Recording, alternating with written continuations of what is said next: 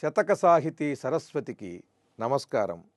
ఆదేశింపుము నాకు నెల్లప్పుడు నీ వర్ధించు కార్యాధికం వేదారింజని నన్ శుభం బగును. నీకే కార్యముల్ ప్రీతి నీ పాదాబ్జంబుల పొంత ఏ విధమునన్ వర్తింపగా కూడు. నీ ఆదేశంబు తలంధరింతు నిటుపై అబ్జాక్ష విఘ్నేశ్వర. ఓ సిద్ధి వినాయక స్వామి, ఆదేశింపుము నాకు ఎల్లప్పుడు నీ వర్ధించు కార్యాధికంబు ఏదారించని నన్ శుభం బగును. నిరంతరము కూడా నేను ఏ మార్గంలో ప్రయాణం చేస్తూ ఏ రకమైనటువంటి ప్రయత్నం చేస్తూ వెడితే నేను కోరుకున్నటువంటి కోరికలన్నీ తీరతాయి. నా సంకల్పములు నెరవేరేటువంటి సన్మార్గమేదో నాకు నీవే ఉపదేశించు, నీవే ఆదేశించు. ఆ మార్గంలో నేను నడిచేలా అనుగ్రహించు. నీకే కార్యముల్ ప్రీతి.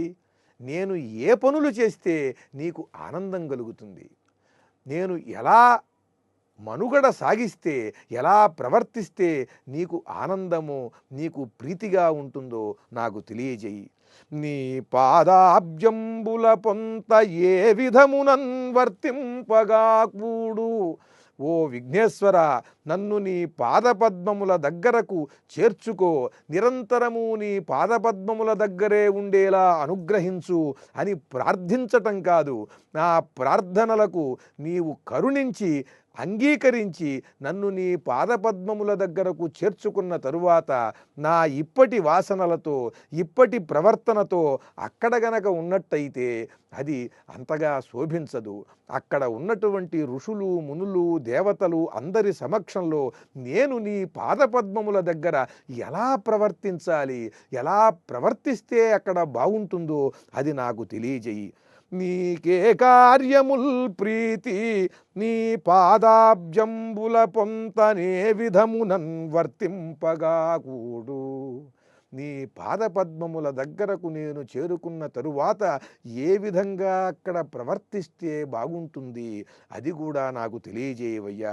నీ ఆదేశంబు తలం ధరింతు నిటుపై అబ్జాక్ష విఘ్నేశ్వర.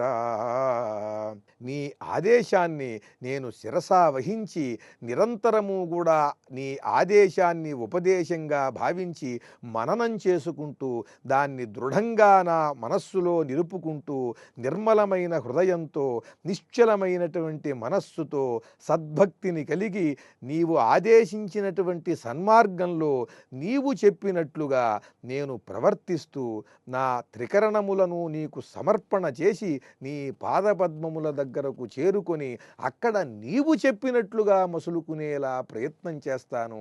నా ప్రయత్నం విజయం పొందేలాగా సత్ఫలం కలిగేలాగా నాకు నన్ను అనుగ్రహించు విఘ్నేశ్వర అంటూ జై సిద్ధి వినాయక.